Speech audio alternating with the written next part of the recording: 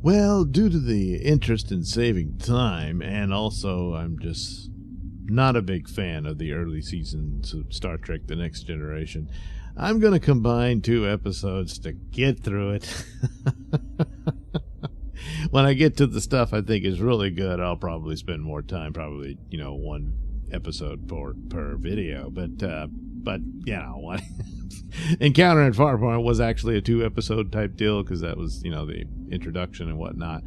But following that, we get a show that immediately picks up on a previous episode from the original series called The Naked Time, and this be The Naked Now. And there weren't naked people in the episode. They were all frozen, strategically posed.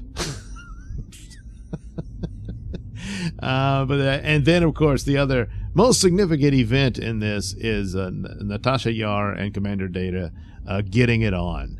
That was the most significant part of this. All in all, just conceptually and whatnot, it's not bad. And the idea that this sort of scenario could follow up again, and they got to look up their records to see what to do about it. It works in that. It's just the presentation's not great. They're not quite into their characters yet. There's just way too much silliness with Data and a lot of stuff about suggesting that he would be infected by the virus as well. No, I don't think so. Even though he got very intimate with Natasha Yar. Gee, poor guy, huh?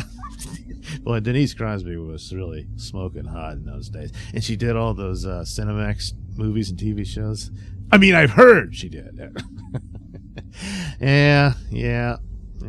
She was quite the beauty. But anyway, so that was the big deal, and they all start succumbing to the virus. Very similar to the old show, only this one they did it more for comedy than the seriousness of the previous one.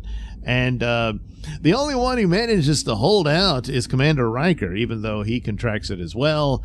But he's determined to save the ship. But, of course, he doesn't save the ship. Wesley does. Yes. The first episode of that happening, despite the fact that the danger was his fault as well. But, hey, he was drunk. Poor kid. So it's a new variation on the same disease. So the original Dr. McCoy solution doesn't work. So they have to come up with a new one, or a new form of the original. And so basically, well, that's just what they do, and it all works out. Another thing, it indicates the attraction between Dr. Crusher and Picard, which is something I thought they should have followed up on more. They never really did, and I think it's unfortunate, but and it's just, hey, it's not just this episode, and that they were under the influence and what have you. But, what are you going to do? Didn't seem to affect Worf, but then no one really touched him or anything, so he seemed fine. But all in all, there's problems with it. It's not, like I said, the presentation in and of itself is not that great.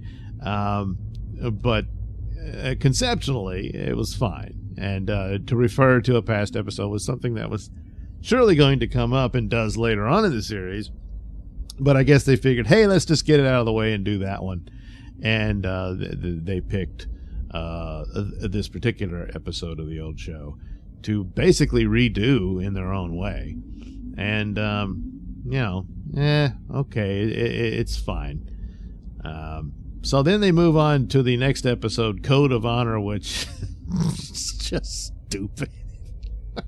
so they meet. Turns out they need why can't I say it? Vaccine. Jeez, boy, you think that would just come right off the tongue, considering recent events. But anyway, they need a vaccine. No, apparently not for Naked Now. There's some other virus on another planet, and they need it. But they don't have it, but this planet does, that they visit. And they have some amount of advanced technology. They have their own version of the transporter, but I don't know, they just don't have phasers and photon torpedoes, I guess, or whatever. But they also have the vaccine, and the Federation doesn't. So they make diplomatic overtures to them to get the vaccine and all that. It's kind of this strange culture. They're all, they have them all dressed up in turbans and just really cheap costumes. It really didn't go out. That being said, of course, the old show did the same thing. So, of course, the old show will always be my favorite. That's Star Trek to me. So I can't really, dog Next Generation for that. And also the sets of Alien Worlds looking, obviously it's a set. I'm fine with it, and I actually appreciate it because it is a callback to how things were done in the old show and stuff like that. So, but it's just so the leader gets the hots for Natasha Yar. She takes down one of his guards. There seems to be, it's a weird thing of the culture, is that it's basically a patriarchal culture, and there's certain rights the men have that the women don't, but at the same time only the women can own property. And so the men are constantly conniving on how they get wives and stuff like that so they can get control of their property and what have you, even though technically, I guess, they never really own it. But he's got the hots for Natasha, but at the same time, he's just using her to manipulate the situation in his world to get the property of his wife, because in his first one, she's referred to. So she's the main wife, not his only one. But he's decided to make Tasha his new first one. Oh, she's not going to stand for that. So she demands trial by combat, which means the two women have to fight to the death. So, of course, in the old show, it'd be Kirk having to fight in some gladiatorial contest and all that. Here, we got the two women, and so they have their cat fight. But, oh boy, it's a fight to the death, and you got to fight with these poison spikes and all that type of stuff. And so they do. And because of the Prime Directive, Picard's, well, we can't do anything, so you can't just beam her out and leave. And plus, they need the vaccine. So, okay, that's what they do. And the deal is he expected Natasha to win because he saw in one instance of her taking down one of his male guards that, wow, she's a great fighter. She ought to be able to take out my wife. So he's hoping his wife dies so that he can inherit the property. So I guess, yeah, when she dies, it's his. And so he's like, that's great. And then he would just keep Tasha because, wow, what a babe, you know. So that's the plot.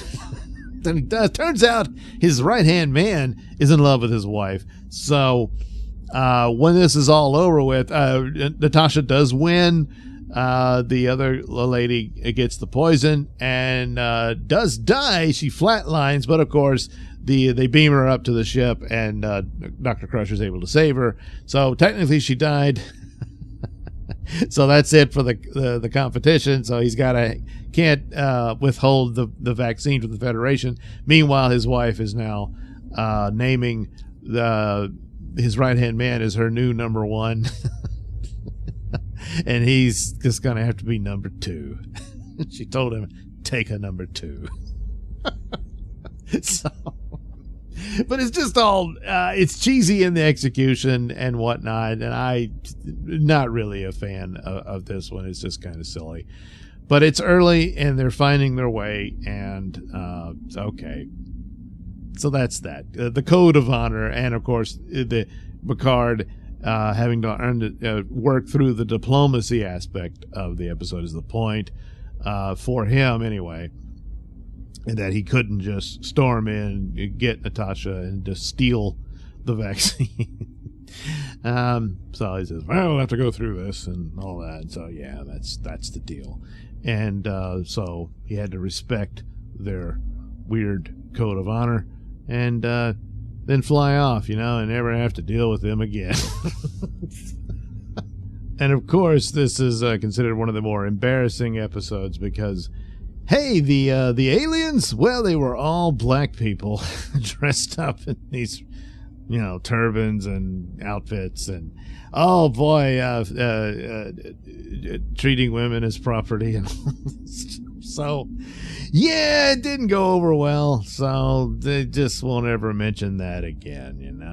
Yeah, it's a good thing Data and Natasha hooked up in the first episode, because it became so significant later for Data saying he had feelings for Natasha and all that. Yeah, that happened before this one, so they can just skip over this and just forget all about it. Yeah. So there you go, the Naked Now, and the other one. Gee, it slips my mind. Yeah, well, off to a rough start for Next Generation, but we know the good stuff gets there eventually.